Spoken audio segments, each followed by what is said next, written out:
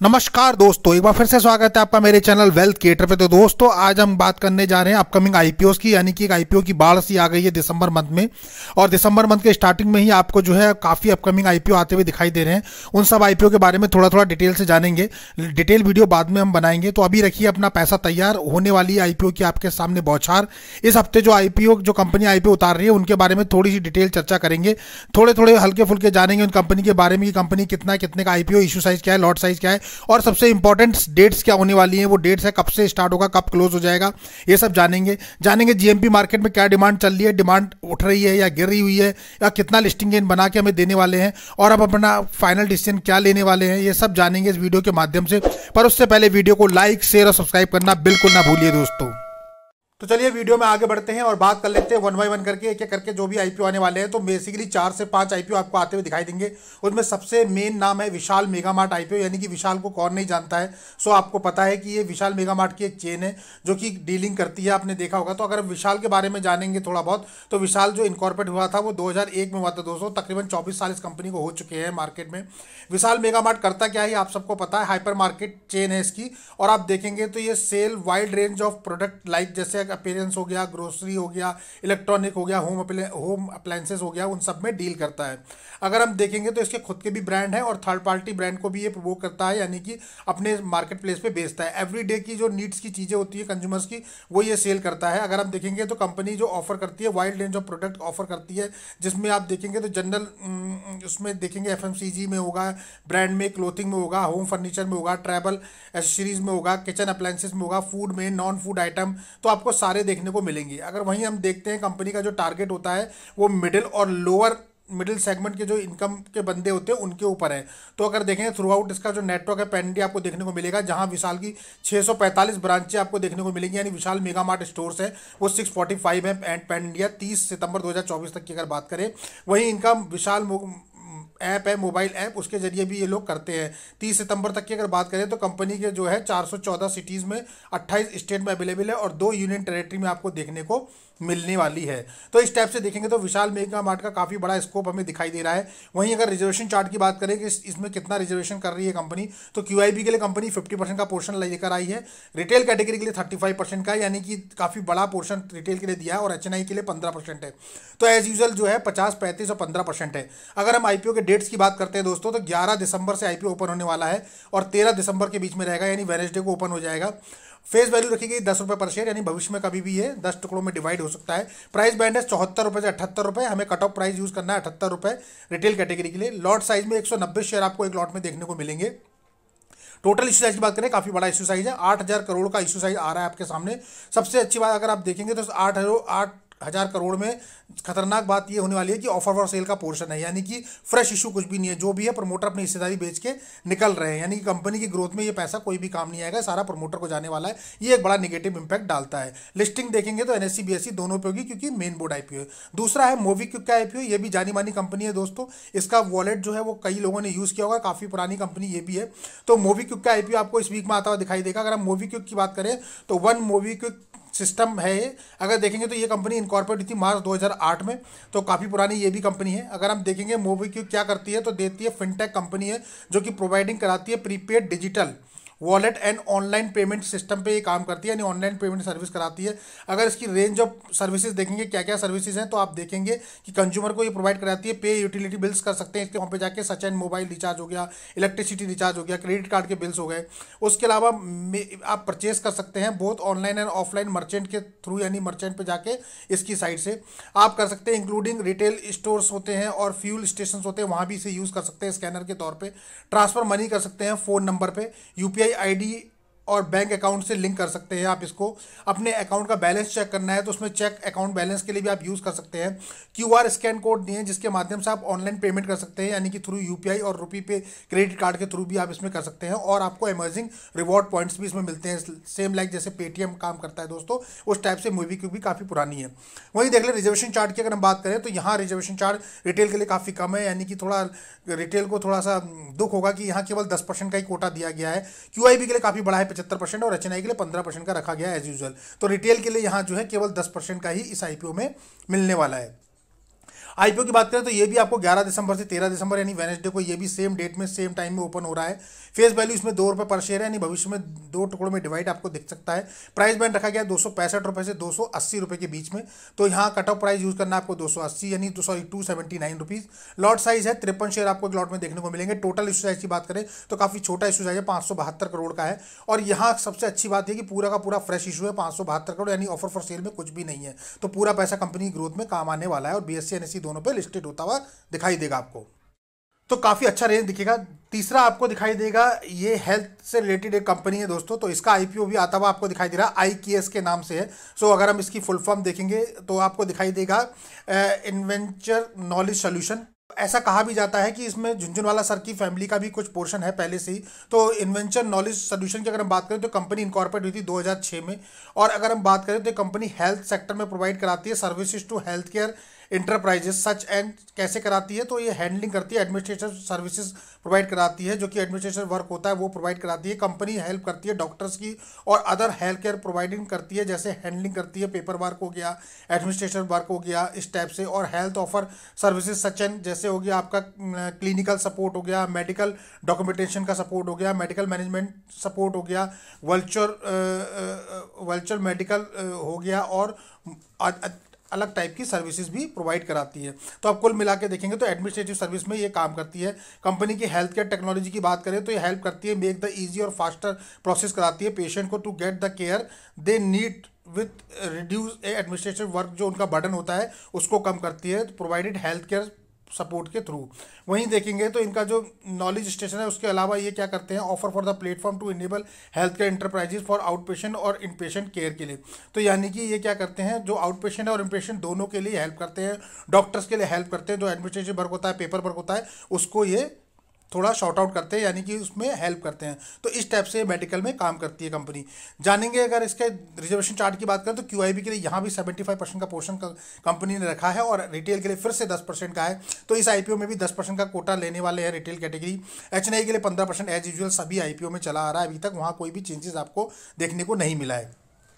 तो रिटेल के लिए थोड़ा सा यहाँ डाउन ट्रेंड आ गया है। अगर हम बात करें IPO की तो ये IPO 12 दिसंबर से यानी थर्सडे से आपको ओपन होता हुआ दिखाई देगा और 16 दिसंबर तक यानी मंडे तक चलेगा। तो ये भी 3 दिन रहेगा। फेस वैल्यू रखेगी ये ₹1 पर शेयर, यानी कि भविष्य में एक ही सेल पर रहेगा ये। प्राइस बैंड रखा गया है ₹1265 से लेकर ₹1329 पर शेयर पर, यानी आपको अप्लाई करना है ₹1329 कट ऑफ प्राइस है। लॉट साइज रखा गया है, एक लॉट में 11 शेयर आपको देखने को मिलेंगे।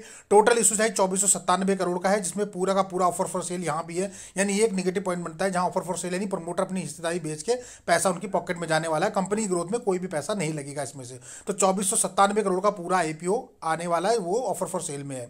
लिस्टिंग की बात करें तो NSE BSE दोनों पे दिखेगा। अगले IPO की बात कर लेते हैं दोस्तों, वो है आपका जेमस्टोन इंस्टीट्यूट करके है। तो ये आपको देखने को मिलेगा international gemological institute India.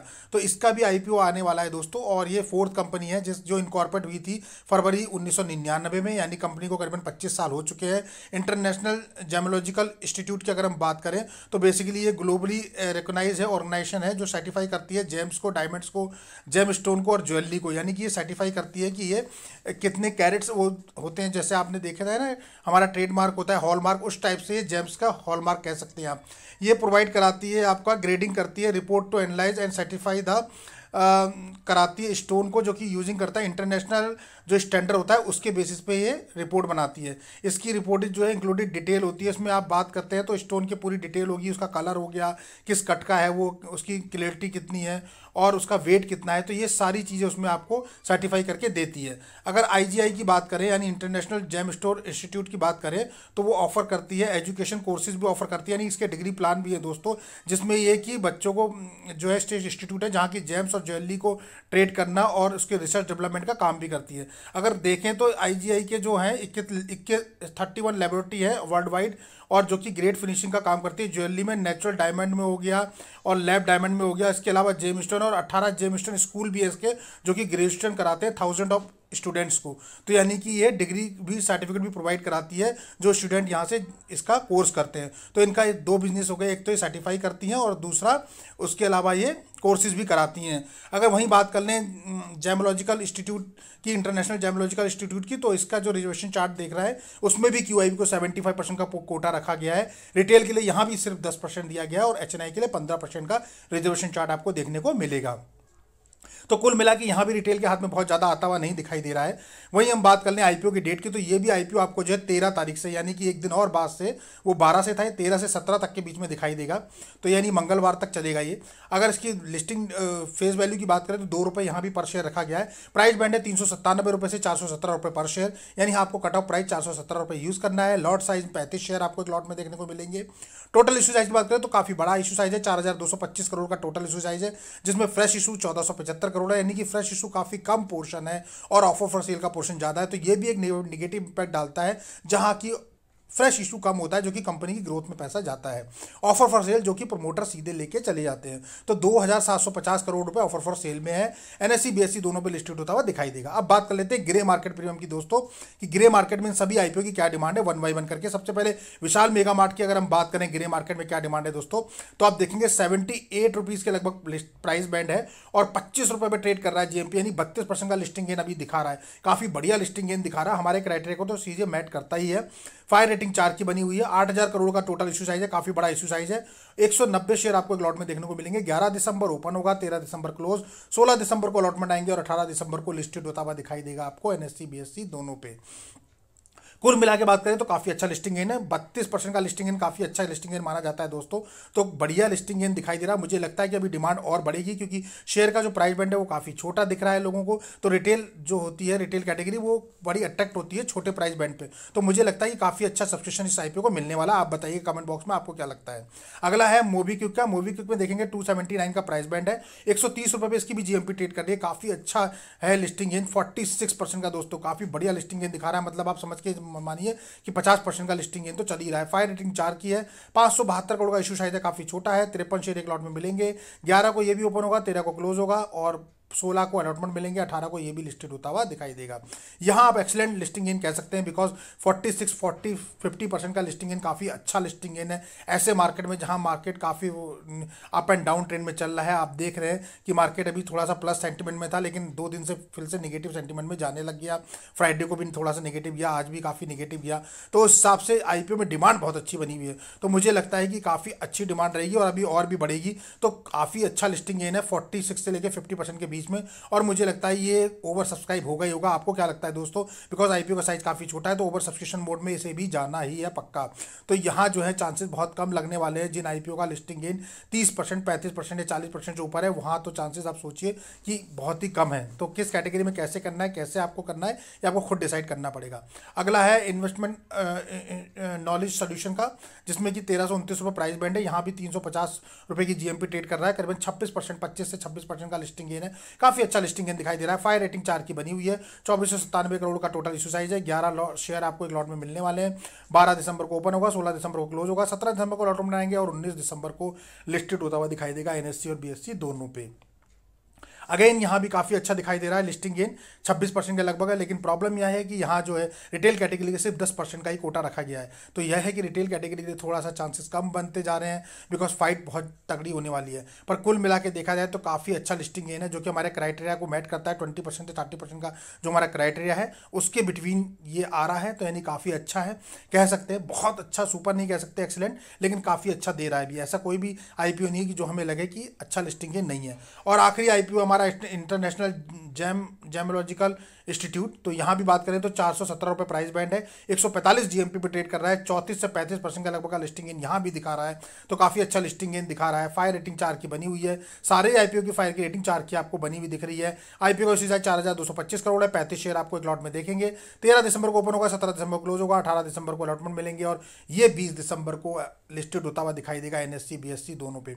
Again यहाँ भी काफ़ी अच्छा लिस्टिंग गेन दिखाई दे रहा है। जैसे विशाल मेगा मार्ट वाले में आपको 36% का लिस्टिंग गेन है, वैसे यहाँ भी अच्छा दिखाई दे रहा है। तो मुझे लगता है सारे आईपीओ लिस्टिंग गेन के में तो काफ़ी अच्छे हैं। अब हमें फाइनेंशियल फंडामेंटल देखना पड़ेगा कि कौन सा आईपीओ कैसा है, उसका भी डिटेल वीडियो 1 बाय 1 करके आएगा, जिसमें हम फाइनेंशियल फंडामेंटल सारे आईपीओ के एनालिसिस करेंगे, सो दैट हमारा डिसीजन अच्छी तरह बन पाए।